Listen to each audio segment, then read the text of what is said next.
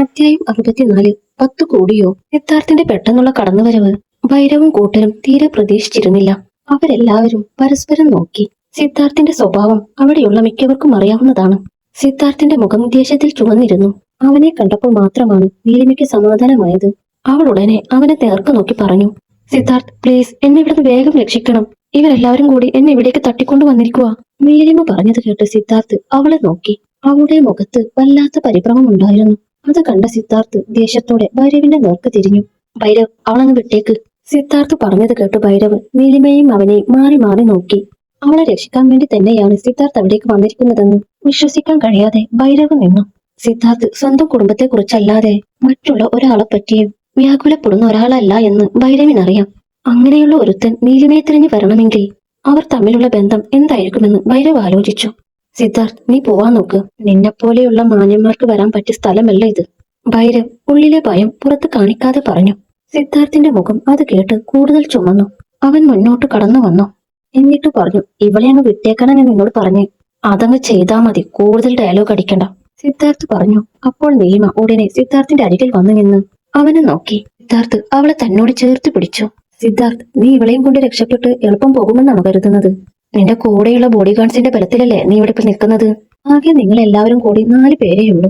എന്നാ എനിക്കോ ഈ റൂമിന്റെ അകത്തും പുറത്തുമായി 100 പേരുണ്ട്. ഇവിടെ നിന്ന് നീ എന്തായാലും ജീവനോടെ പോകില്ല. ഭൈരവ് പറഞ്ഞു. ഭൈരവ് ഒരു ക്രിമിനൽ ആണെന്ന് സിദ്ധാർത്ഥിന് അറിയാമായിരുന്നു. പക്ഷേ തന്നോട് എതിർത്ത് നിൽക്കാനുള്ള ധൈര്യവും ആൾബലവും അവനില്ല എന്നും സിദ്ധാർത്ഥിന് വ്യക്തമായി അറിയാം. പക്ഷേ നീലിമ കൂടെയുള്ളപ്പോൾ ഒരു റിസ്ക് എടുക്കാൻ അവന് താല്പര്യമുണ്ടായിരുന്നില്ല. ഭൈരവ്, സിദ്ധാർത്ഥ് വിഷ് ആരാണെന്നും എന്താണെന്നും നിനക്ക് നന്നായി അറിയാലോ. ഞാൻ ഒരു കാര്യത്തിനും വെറുതെ അങ്ങ് കയറി വരില്ല. ഞാൻ ഇവിടേക്ക് വന്നിട്ടുണ്ടെങ്കിൽ ഇവളെയും കൊണ്ടേ പോകൂ. സിദ്ധാർത്ഥ് നീലിമയെ ചേർത്ത് പിടിച്ചുകൊണ്ട് പറഞ്ഞു. നീലിമ സുരക്ഷിതമായ പോലെ അവനെ നോക്കി. സിദ്ധാർത്ഥിന്റെ കാര്യങ്ങൾ എനിക്കറിയാവുന്നത് പോലെ വേറെ ആരെങ്കിലും അറിയാമോ? ഹോ, അതുപോട്ടെ. ഇവളെ കൊണ്ടുപോകുന്ന കാര്യം ആദ്യം പറയാം. ഇവളെ ഞാൻ വെറുതെ ഇങ്ങോട്ട് തട്ടിക്കൊണ്ടുപോകുന്നതല്ല. 5 കോടി കൊടുത്ത് വാങ്ങിയതാണ്. നമ്മളൊക്കെ ബിസിനസ്സുകാരല്ലേ സിദ്ധാർത്ഥ്? അപ്പോ എനിക്ക് നഷ്ടം വരുന്ന കാര്യം ഞാൻ ചെയ്യാൻ പാടുണ്ടോ? നീ തന്നെ പറ, ഭൈരവ് പറഞ്ഞു. അത് കേട്ട് സിദ്ധാർത്ഥ് അവൻ പറഞ്ഞത് മനസ്സിലാകാത്തതുപോലെ നീലിമയെ നോക്കി. എന്താ ഇവനീ പറയുന്നേ? പൈസ കൊടുത്ത് വാങ്ങിയെന്നു? ആർക്ക്? എങ്ങനെ? സിദ്ധാർത്ഥ് ചോദിച്ചു. അത് കേട്ട് നീലിമ അവനെ നോക്കി പറഞ്ഞു. എന്റെ വീട്ടുകാരാണ് ഇയാൾക്ക് എന്നെ വിറ്റതെന്ന് പറയുന്നേ. എനിക്ക് കൂടുതലൊന്നും അറിയില്ല സിദ്ധാർത്ഥ്. നീലിമ പറഞ്ഞു. അത് കേട്ട് സിദ്ധാർത്ഥിന്റെ മുഖം മാറി.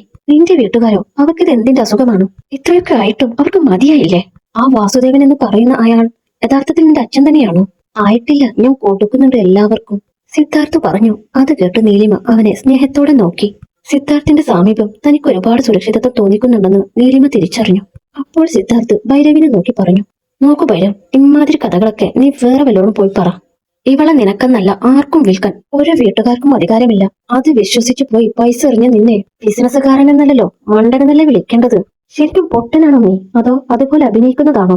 സിദ്ധാർത്ഥ് ചോദിച്ചു. താൻ അവന്റെ മുന്നിൽ ആകെ നാണം കെട്ടു പോകുന്നത് പോലെ ഭൈരവിനപ്പോൾ തോന്നി. അവൻ ഉടനെ സിദ്ധാർത്ഥിനെ നേർക്ക് നോക്കി പറഞ്ഞു. സിദ്ധാർത്ഥ്, ഞാൻ പറഞ്ഞത് സത്യമാണ്. എനിക്കിവിടെ എന്റേതായ റൂൾസ് ഉണ്ട്. ഇവിടെ നിനക്ക് വേണമെങ്കിൽ കൂട്ടിക്കൊണ്ടു പോകാം. പക്ഷേ എനിക്ക് ചിലവായ പൈസ ഇവിടെ വെച്ചതിന് ശേഷം മാത്രം, ഭൈരവ് പറഞ്ഞു. അത് കേട്ട് സിദ്ധാർത്ഥ് അവനെ നോക്കി. അവൻ ഒരിക്കലും നീലിമയ്ക്ക് വേണ്ടി അത്ര വലിയ തുക ചെലവാക്കാൻ പോകുന്നില്ലെന്ന് ഭൈരവ് ഊഹിച്ചു. അതുകൊണ്ടാണ് അവൻ സിദ്ധാർത്ഥിനോട് അത് പറഞ്ഞത് തന്നെ. പക്ഷെ അവന്റെ ഊഹം തെറ്റായിരുന്നു. ഭൈരവ്, നീ ചോദിച്ച 5 കോടി എനിക്ക് വെറും പുല്ലാണ്. ഇവൾക്ക് വേണ്ടി 10 കോടി വേണമെങ്കിലും ഞാൻ ചെലവാക്കും. സംശയമുണ്ടോ നിനക്ക്? സിദ്ധാർത്ഥ് ചോദിച്ചു. അവന്റെ ചോദ്യം കേട്ട് നീലിമയും ഞെട്ടിപ്പോയി. സിദ്ധാർത്ഥ് തനിക്ക് വേണ്ടി അത്രയും പൈസ ചെലവാക്കാൻ തയ്യാറാകുമെന്ന് അവളും ഒരിക്കലും കരുതിയിരുന്നില്ല. സിദ്ധാർത്ഥ് തന്റെ കാര്യത്തിൽ വളരെ കരുതലുള്ള ആളാണെന്ന് അവൾക്കപ്പോൾ തോന്നി. അവനെ ഇടയ്ക്കെങ്കിലും തെറ്റിദ്ധരിച്ചു പോയതിൽ അവൾക്ക് കുറ്റബോധമുണ്ടായിരുന്നു. അല്ല, നീ കാര്യമായിട്ടാണ് സിദ്ധാർത്ഥി പറയുന്നത്? ഇതിന് മാത്രം ഇവള് നിന്റെ ആരാണ്? ഭൈരവ് ചോദിച്ചത് കേട്ട് സിദ്ധാർത്ഥ് നീലിമയെ നോക്കി. അവളൊരു കൊച്ചു കുഞ്ഞിനെ പോലെ പേടിച്ച് അവനോട് ചേർന്നു നിന്നു. ഇവള് എന്റെ ആരാണെന്നൊന്നും എനിക്ക് നിന്നെ ബോധ്യപ്പെടുത്തേണ്ട കാര്യമില്ല. 10 കോടി ഡീൽ ഉറപ്പിക്കാമോ? പെട്ടെന്ന് ഭൈരവ് എന്തോ ആലോചിച്ച ശേഷം പറഞ്ഞു. ഇല്ല, ഡീലിന് ചെറിയൊരു മാറ്റമുണ്ട്, ഭൈരവ് പെട്ടെന്ന് പറഞ്ഞു. അത് കേട്ട് സിദ്ധാർത്ഥും നീലിമയും പരസ്പരം നോക്കി. എന്തു മാറ്റം? സിദ്ധാർത്ഥ് ആശങ്കയോട് ചോദിച്ചു. ഭൈരവിനെ അടിച്ചിട്ട ശേഷം നീലിമയും കൊണ്ട് ഈസിയായി അവിടെ നിന്ന് മടങ്ങാൻ സിദ്ധാർത്ഥിന് കഴിയുമായിരുന്നു. പക്ഷെ ഭൈരവ് കാരണം നീലിമയ്ക്ക് ഭാവിയിൽ ഒരു പ്രശ്നമുണ്ടാകാതിരിക്കാൻ വേണ്ടിയാണ് സിദ്ധാർത്ഥ് അവനോട് സംസാരിച്ചു നിൽക്കുന്നത് പോലും. സിദ്ധാർത്ഥിന്റെ അടുത്ത് നിന്നും അല്പം മാറി ബോഡി ഗാർഡ്സും നിൽക്കുന്നുണ്ടായിരുന്നു. എന്തെങ്കിലും തരത്തിലുള്ള പ്രശ്നമുണ്ടായാൽ നീലിമയെയും സിദ്ധാർത്ഥിനെയും രക്ഷിക്കാൻ അവർ സദാ ജാഗരൂകരായിരുന്നു. അപ്പോൾ ഭൈരവ് പറഞ്ഞു. സിദ്ധാർത്ഥ്, നീയല്ലേ പറഞ്ഞത് ഇവൾക്ക് വേണ്ടി എത്ര കോടി മുടക്കാനും തയ്യാറാണെന്ന്. എന്നാ പിന്നെ ഒരു കാര്യം ചെയ്യേ, നീ ആ പറഞ്ഞത് സത്യമാണെന്ന് ഞാനൊന്ന് നോക്കട്ടെ. ഭൈരവ് എന്താണ് പറയാൻ പോകുന്നതെന്ന് അറിയാതെ സിദ്ധാർത്ഥ് അവനെ തന്നെ നോക്കി. സിദ്ധാർത്ഥ്, ഇയാൾ പൈസ കൂടുതൽ ചോദിക്കാനുള്ള ശ്രമമാണെന്ന് തോന്നുന്നേ. അയാൾ പറയുന്ന പൈസയൊന്നും കൊടുക്കാൻ നിൽക്കണ്ടോ കേട്ടോ. നീലിമ ശബ്ദം താഴ്ത്തി സിദ്ധാർത്ഥിനെ നേർക്ക് നോക്കി പറഞ്ഞു. അത് കേട്ട് ആ അവസ്ഥയിലും സിദ്ധാർത്ഥിന് ചിരി വന്നു. നീ പേടിക്കാതിരിക്കെ, ഞാൻ ഡീൽ ചെയ്തോളാം അതൊക്കെ, സിദ്ധാർത്ഥ് പറഞ്ഞു. അപ്പോൾ ഭൈരവ് അവരെ നോക്കി തുടർന്നു. സിദ്ധാർത്ഥ്, നീ കായൽ സൈഡിൽ ഒരു വില്ല പണിയാൻ വേണ്ടി പുതുതായി ഒരു പ്ലോട്ട് വാങ്ങിയിരുന്നില്ലേ? എനിക്കത് മതി. അത് തന്നാൽ ഉടൻ ഞാനിവളെ വിട്ടേക്കാം. എന്താ, പറ്റോ? ഭൈരവ് ചോദിച്ചത് കേട്ട് സിദ്ധാർത്ഥ് ആശയക്കുഴപ്പത്തിലായി. അവൻ എത്രമാത്രം ആഗ്രഹിച്ചു വാങ്ങിയതാണ് ഭൈരവ് ആവശ്യപ്പെട്ട ആ സ്ഥലം. അത് മറ്റൊരാൾക്ക് കൊടുക്കുന്ന കാര്യം അവന് ചിന്തിക്കാൻ കഴിയില്ലായിരുന്നു. അവൻ നിസ്സഹായനായി നീലിമയെ നോക്കി. സിദ്ധാർത്ഥ്, നിങ്ങൾ പൊയ്ക്കോ, ഇയാളങ്ങനെ പലതും ചോദിക്കും. എനിക്ക് വേണ്ടി നിങ്ങൾ ആവശ്യമില്ലാത്ത ഒന്നിനും ചെന്ന് പെടണ്ട. നീലിമ സിദ്ധാർത്ഥിന്റെ ധർമ്മസങ്കടം കണ്ടു പറഞ്ഞു. ഉടനെ സിദ്ധാർത്ഥ് ഭൈരവിനെ നോക്കി എന്നിട്ട് പറഞ്ഞു. സമ്മതം, ആ സ്ഥലം ഞാൻ നിനക്ക് തരാം. പക്ഷേ ഇനി നിന്റെ നിഴല് പോലും ഇവളുടെ ദേഹത്ത് വീഴരുത്. സിദ്ധാർത്ഥ് പറഞ്ഞത് കേട്ട് ഭൈരവും നീലിമയും ഒരുപോലെ ഞെട്ടി. അവൻ അതിന് സമ്മതിക്കുമെന്ന് ഭൈരവ് കരുതിയില്ല. ഷെടാ, ഈ സിദ്ധാർത്ഥ ആളാകെ മാറിപ്പോയല്ലോ. ഇവനത് എന്താ പറ്റിയത്? ഭൈരവ് മനസ്സിൽ ആലോചിച്ചു. അവൻ പക്ഷേ അത്ഭുതം പുറത്തു കാണിച്ചില്ല. അപ്പോൾ നീലിമ അതിശയത്തോടെ സിദ്ധാർത്ഥിനെ നേർക്ക് നോക്കി നിൽക്കുകയായിരുന്നു. തനിക്ക് വേണ്ടി സിദ്ധാർത്ഥ് അത്രയും ആഗ്രഹിച്ചു വാങ്ങിയ സ്ഥലം പോലും വിട്ടുകൊടുക്കാൻ തയ്യാറാകുമെന്ന് അവൾ ഒരിക്കലും കരുതിയിരുന്നില്ല. സിദ്ധാർത്ഥിനെ നോക്കി കണ്ണു ചിമ്മാതെ നിൽക്കുകയായിരുന്ന നീലിമയെ അവൻ കണ്ണിറുക്കി കാണിച്ചു.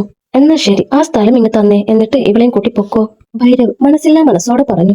ഭൈരവിന് മറ്റൊരു വഴിയൊന്നും അപ്പോൾ ഇല്ലായിരുന്നു. സിദ്ധാർത്ഥിനെ അധികം എതിർത്ത് നിൽക്കുന്നതും നല്ലതല്ല. അവനിപ്പോൾ കൂളായിരിക്കുന്നേയുള്ളൂ. എപ്പോൾ വേണമെങ്കിലും പഴയ സിദ്ധാർത്ഥായി മാറിയേക്കാം. അതിനിട കൊടുക്കണ്ട എന്ന് കരുതിയാണ് ഭൈരവ് അതിന് സമ്മതിച്ചത്. സിദ്ധാർത്ഥ് ബോഡിഗാർഡ്സിനെ വിട്ട് ആ സ്ഥലത്തിന്റെ പേരിലുള്ള എല്ലാ ഫയലുകളും അയാളെ ഏൽപ്പിക്കാനും ഉടനെ തന്നെ ഭൈരവിന്റെ പേരിലേക്ക് ആ സ്ഥലം രജിസ്റ്റർ ചെയ്യാനുള്ള ഏർപ്പാടുകൾ ചെയ്ത ശേഷം നീലിമയെയും കൂട്ടി അവിടെ നിന്നും ഇറങ്ങാൻ നേരം സിദ്ധാർത്ഥ് ഒന്നുകൂടി അയാളെ തിരിഞ്ഞു നോക്കി. ഭൈരവ്, ഇവളെ നീ ഇങ്ങോട്ട് കൂട്ടിക്കൊണ്ടു വന്നതും ഈ പറഞ്ഞതുമൊക്കെ ഞാനങ്ങ് മറക്കുക. പക്ഷെ ഇനി ഇത് ആവർത്തിച്ചാൽ സിദ്ധാർത്ഥ് ഇങ്ങനെ ആയിരിക്കില്ല പെരുമാറുന്നത്. അത്രയും പറഞ്ഞിട്ട് സിദ്ധാർത്ഥ് നീലിമയ്ക്കൊപ്പം അവിടെ നിന്നും ഇറങ്ങി. കാറ് പഴയതുപോലെ സിദ്ധാർത്ഥിന്റെ വീട്ടിലേക്ക് കുതിച്ചു. സിദ്ധാർത്ഥ് ഒരു പെണ്ണിന് വേണ്ടിയും ഇത്ര പൈസ ചിലവാക്കിയത് വെച്ച് നോക്കുമ്പോ അവൻ ഇവളെ വെച്ച് അതിനും വലിയ ലാഭമുണ്ടെന്ന് തോന്നുന്നു. നടക്കട്ടെ, എന്നെങ്കിലും ഞാൻ അവളെ എടുത്തോളാം, ഭൈരവ് ആരോടൊന്നില്ലാതെ പറഞ്ഞു. തിരികെ വീട്ടിലെത്തിയ നീലിമ സിദ്ധാർത്ഥിന്റെ നേർക്ക് നോക്കി. സിദ്ധാർത്ഥ്, ആ സ്ഥലം മതിയെന്ന് അയാൾ എന്താ പറഞ്ഞേ? അപ്പോ അതിന് 10 കോടിയേക്കാൾ വില കാണില്ലേ? ഇതിനും ഭേദം 10 കോടി തന്നെ കൊടുക്കുന്നതായിരുന്നു, നീലിമ പറഞ്ഞു. അത് കേട്ട് സിദ്ധാർത്ഥ് പുഞ്ചിരിയോടെ അവളെ നോക്കി. അല്ല, അതൊക്കെ പോട്ടെ, ഈ കോടികളൊക്കെ നീ എപ്പോ എനിക്ക് തിരിച്ചു തരും?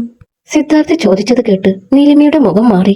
ഞാൻ ചുമ്മാ പറഞ്ഞതാണ്, നീ പോയി റെസ്റ്റ് എടുക്കാൻ നോക്ക്, സിദ്ധാർത്ഥ് പറഞ്ഞു. അപ്പോഴേക്കും അവരുടെ സംസാരം കേട്ട് അശ്വിനും മല്ലികയും അവിടേക്ക് ഓടി വന്നു. നീലിമയെ കണ്ട അശ്വിൻ അവളെ ചെന്ന് കെട്ടിപ്പിടിച്ചു. അവന്റെ കരച്ചിൽ കണ്ടപ്പോൾ നീലിമയ്ക്കും സങ്കടം തോന്നി. അച്ചു, എന്തിനാ ഇനിയും കരയുന്നേ? അമ്മ ഇന്ന് വന്നില്ലേ? നീലിമ പറഞ്ഞു. അത് കേട്ട് അശ്വിൻ നീലിമയെ വീണ്ടും അമർത്തി കെട്ടിപ്പിടിച്ചു. എന്താ പറ്റിയ മോളെ? മല്ലിക വേവലാതിയോട് ചോദിച്ചു. എല്ലാം പറയാം മല്ലികാമേ, ആദ്യം എനിക്ക് എന്തെങ്കിലും കുടിക്കാൻ താ. വല്ലാത്ത ക്ഷീണം, നീലിമ അത് പറഞ്ഞപ്പോൾ മല്ലിക ഉടനെ അവൾക്ക് കുടിക്കാൻ തണുത്ത എന്തെങ്കിലും എടുക്കാൻ വേണ്ടി കിച്ചണിലേക്ക് പോയി. ഹോളിൽ സിദ്ധാർത്ഥും നീലിമയും അശ്വിനും മാത്രമായി. അമ്മ ആരാ തട്ടിക്കൊണ്ടു പോയേ? അശ്വിൻ ചോദിച്ചു. അമ്മയെ ആരും തട്ടിക്കൊണ്ടു പോയില്ല. എന്റെ മോൻ അതൊന്നും ഓർത്ത് വിഷമിക്കണ്ട. അമ്മയെ നോക്കിക്കേ, എന്തെങ്കിലും കുഴപ്പമുള്ളതുപോലെ തോന്നുന്നുണ്ടോ? അമ്മ ഹാപ്പിയാണല്ലോ, നീലിമ പറഞ്ഞു. അവൾക്ക് സത്യത്തിൽ ഉള്ളിൽ നല്ല വിഷമമുണ്ടായിരുന്നു. എങ്കിലും അശ്വിൻ വിഷമിക്കാതിരിക്കാൻ വേണ്ടി നീലിമ അവളുടെ വിഷമം മറച്ചു വെച്ചു. സിദ്ധാർത്ഥ് ഇതെല്ലാം കണ്ടു നിൽക്കുകയായിരുന്നു. അമ്മ ഹാപ്പിയാണെങ്കിൽ അച്ഛൻ ഹാപ്പിയാണ്, അശ്വിൻ പറഞ്ഞു. അപ്പോൾ അവൻ സിദ്ധാർത്ഥിന്റെ നേർക്ക് നോക്കി. ഡാഡി പറഞ്ഞതുപോലെ തന്നെ എന്റെ അമ്മയെ രക്ഷിച്ചോണ്ട് വന്നല്ലേ?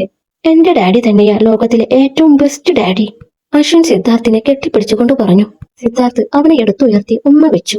അപ്പോഴേക്കും മല്ലിക നീലിമയ്ക്ക് കുടിക്കാൻ ഓറഞ്ച് ജ്യൂസുമായി വന്നു. നീലിമ ജ്യൂസ് കുടിച്ച ശേഷം മുകളിലേക്ക് പോയി. ദേഹമാകെ വിയർത്തതുപോലെ ഉണ്ടായിരുന്നു. ഒന്ന് ഫ്രഷായാൽ മാത്രമേ സമാധാനം കിട്ടുമെന്ന് തോന്നിയപ്പോഴാണ് നീലിമ കുളിക്കാൻ കയറുന്നത്. അശ്വിൻ സിദ്ധാർത്ഥിന്റെ ഒപ്പം കളിക്കുകയാണ്. നീലിമ കുളിച്ച് താഴേക്ക് ഇറങ്ങി വന്നപ്പോഴേക്കും മല്ലിക ഭക്ഷണം എടുത്ത് വെച്ചിരുന്നു. നീലിമയ്ക്ക് തീരെ വിശപ്പ് തോന്നിയില്ല. അവൾ കഴിച്ചെന്ന് വരുത്തിയ ശേഷം തിരികെ മുറിയിലേക്ക് പോയി.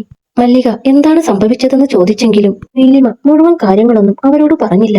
ആരോ തന്നെ തട്ടിക്കൊണ്ടുപോകാൻ ശ്രമിച്ചെന്ന് മാത്രമാണ് പറഞ്ഞത്. നീലിമ മുറിയിൽ ചെന്ന് കിടന്നു. അശ്വിൻ സിദ്ധാർത്ഥിന്റെ മുറിയിൽ എപ്പോഴോ കിടന്ന് ഉറങ്ങിപ്പോയിരുന്നു. സിദ്ധാർത്ഥ് അശ്വിനെ അവിടെ കിടക്കാൻ സമ്മതിച്ചതുകൊണ്ട് അവനെ ഉണർത്താൻ നീലിമ തുനിഞ്ഞില്ല. അവൾ സീലിംഗിലേക്ക് നോക്കിക്കിടന്നു. സിദ്ധാർത്ഥിന് തന്നെക്കൊണ്ട് ഇന്നൊരു ദിവസം കോടികളാണ് നഷ്ടം.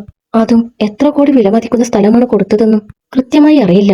സിദ്ധാർത്ഥ് അവന്റെ ആരുമല്ലാത്ത തന്നെ രക്ഷിക്കാൻ വേണ്ടി ഒട്ടും ആലോചിക്കാതെ ഏറെ ആഗ്രഹിച്ചു വാങ്ങിയ സ്ഥലം പോലും വിട്ടുകൊടുത്തിരിക്കുന്നു. നീലിമ അത് തന്നെ ആലോചിച്ചു കിടക്കുകയായിരുന്നു. അപ്പോൾ ഓഫീസ് റൂമിൽ സിദ്ധാർത്ഥ് ആരോട് സംസാരിക്കുന്നത് കേട്ട നീലിമ മുറിയിൽ നിന്ന് എഴുന്നേറ്റ് ഓഫീസ് റൂമിന്റെ അടുത്തേക്ക് നടന്നു. അകത്ത് സിദ്ധാർത്ഥിന്റെ അസിസ്റ്റന്റ് ഒരാളും സിദ്ധാർത്ഥും എന്തോ കാര്യമായ ചർച്ചയിലായിരുന്നു. നീലിമ അവർ പറയുന്നത് എന്താണെന്ന് ശ്രദ്ധിച്ചു നിന്നു.